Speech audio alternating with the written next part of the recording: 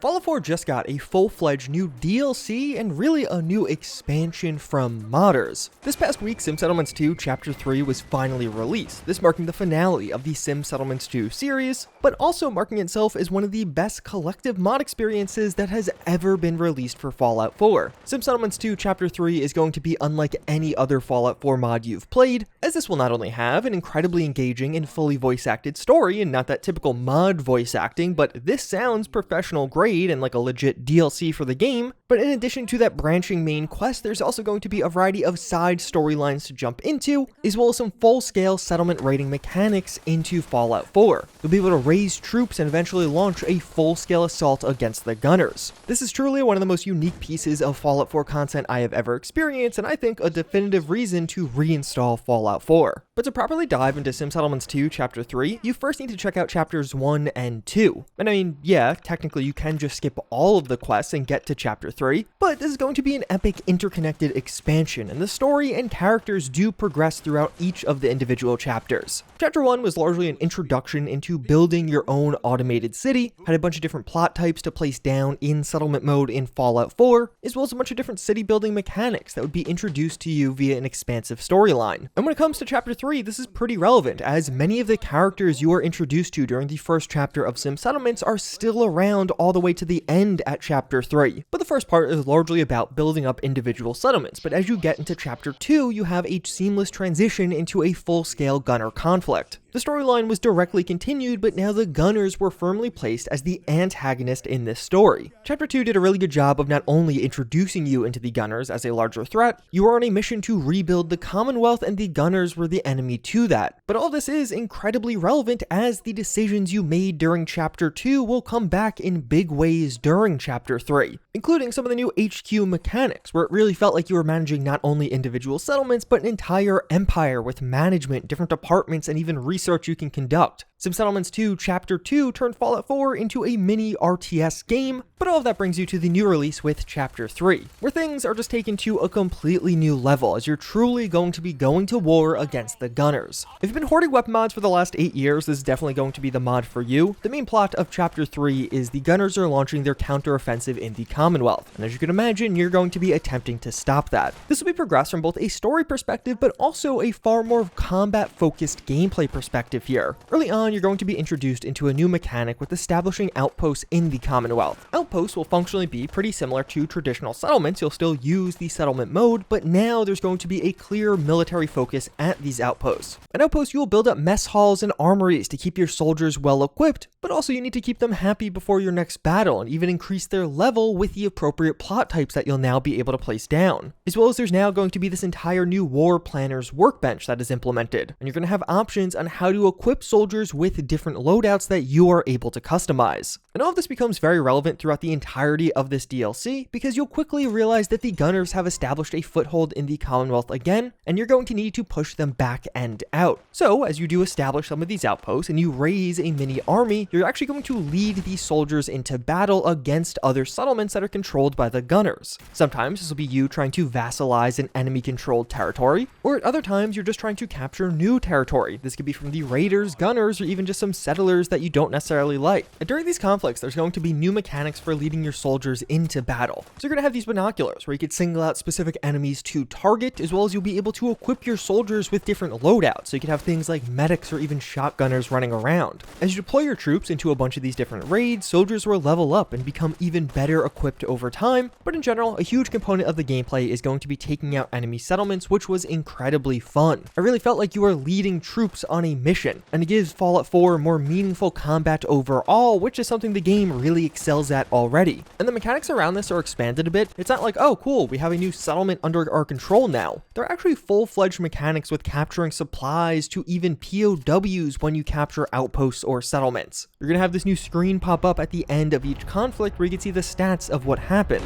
And even some of the sound effects that they implemented around these battle sequences are really well done and add a lot to the process overall. And there's even unique mechanics like like reinforcements. Sometimes if enemies have other outposts nearby, or even you have other outposts nearby, as your numbers start dwindling, you could have enemy reinforcements come in, or even your own reinforcements come in. And the gunners here are going to be even better equipped than typical Fallout 4, which makes the fights more interesting. There's this new induction weaponry implemented. Most of the gunners are going to be using this, and it'll definitely make them more formidable, and it's actually not random. There is a very legit in-world lore justification as to how this happened, and actually a pretty compelling background as to who is actually funding the gunners, which you find out towards the end of the questline. But even beyond just individual weapons, Chapter 3 has some really cool story-directed quest moments as well. During some of these conflicts, you'll be invertebrates, launching artillery from specific locations to hold back the gunners and try and cut them off, or even engaging in some of the largest scale battles I have ever seen in Fallout 4 with a ton of different factions on your side fighting against the gunners. If you've ever had an itch for more combat in a way that makes sense, this is absolutely going to be the mod for you. And it feels meaningful. There's a lot of other mods that just make the Commonwealth a bit more chaotic with a bit more things to shoot, but this time around you actually have a purpose. It feels like you're fighting for a greater cause, and it ties into the main story and lore overall. But speaking of, it's not all just combat and conflict. Another major expansion with Chapter 3 is your management abilities. In the HQ mode, which you largely get introduced to at the end of Chapter 2, you're going to have this new military department. And in this, you're going to have to do things like research new abilities, like unlocking loadouts for your troops, but also mechanics to tie settlements together from the HQ. There's this pretty cool thing where you'll have to go down to individual settlements and build certain plot types that will then relay back to your HQ and unlock new abilities and functionality. And you can even do things like set up new patrols to hold on to areas that you have already captured to make sure they don't fall back into gunners' hands. But even beyond that, in the decision-making part, a big part of Chapter 3 is your cabinet, which is going to be made up of all of the department heads you have established in your HQ. And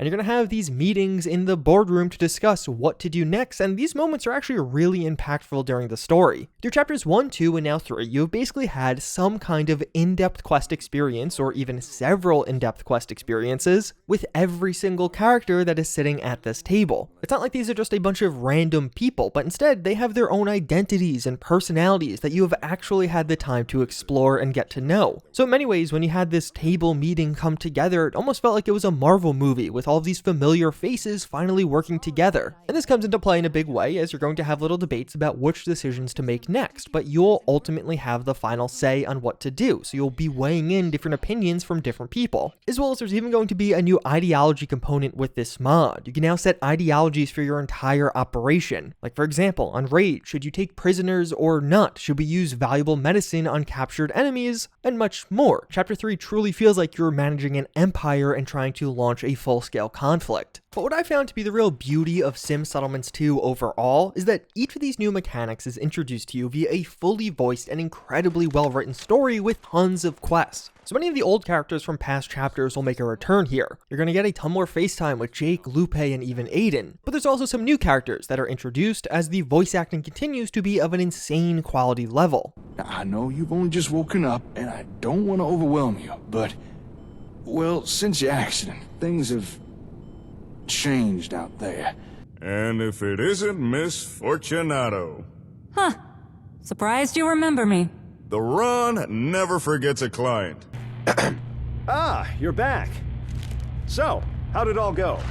Did you get the payment from our satisfied customer? I truly believe that you could add this mod to somebody's game and they wouldn't necessarily realize it's a mod at all, because so much of what's implemented is so high quality and just naturally hooks into the existing Fallout 4 mechanics. The core of the questline this time around is prepping for war, and this is going to be done via many of the mechanics I talked about earlier, but Chapter 3 has a really cool element with potential quests. Sim Settlements 2 is about as much of an RPG as Fallout 4 overall, meaning it's fine. Not the best RPG, but definitely not the worst either. But in Chapter 3 particularly, there's going to be some bigger decisions you can make that will have larger impacts, including spawning a completely new quest. Depending on what choices you make during Chapter 3, or even in some instances, what choices you already had made during Chapters 1 or 2, you will get new quests that spawn as basically a gap fill based on those decisions you have made already. So depending on how you play Sim Settlements 2, you're going to have different quests that pop up compared to other people, and there's actually quite a few optional quests that can pop up as a result of this. And with this being the grand finale to Sim Settlements 2, there are definitely some larger and more final choices to be made around certain characters' fates, And this can be super impactful because at this point you've spent tens of hours with many of these characters. But also, this implements story elements into some familiar areas. You're going to do things like return to Vault 111 for story reasons, but also a bunch of the other lesser utilized locations in Fallout 4 will have a larger impact now. This mod features a fully fledged side plot with the NLTC. This faction was introduced at the end of Chapter 2, but gets quite the expansion for Chapter 3. This side plot line was incredibly fun and engaging. It begins with just helping out this company establish their HQ in the Commonwealth, but gradually grows into a tale of corporate espionage and the real motives of a large company in the Commonwealth. What are they really after? And you can make some pretty big decisions over what happens here, the eventual outcome with the NLTC. And one of the cool parts about this is your decisions will have an impact. One of the coolest parts of Chapter 3 overall is who you help ends up coming full circle. Chapter 3 builds towards this giant conflict against the Gunners, and along the way you're going to meet a variety of factions and people, and you'll really see how the Gunner invasion is impacting the Commonwealth overall. And during this, you're going to have a variety of opportunities to ally with those other factions, depending at least on which decisions you made with them. So you could have the vanilla factions like the Minutemen get involved in the final battle, but also things like the NLTC if you end positively with them, or even the Commonwealth Police Department from Chapter 2. It really feels like an Avengers Endgame moment where you have all of these various factions working together and deploying troops in this giant final battle. And yeah, this mod has that. There's going to be an epic fight for the Commonwealth featuring one of the biggest conflicts you'll ever see from a Fallout 4 mod, and this one has some weight to it. It truly feels like all 3 DLCs led up to this specific moment, so you really care about what happens here. And I feel like that was one of the parts of Chapter 3 that made things feel so special. Via these 3 chapters, you're able to spend quite a bit of time with these characters, or even just the game systems they are implementing.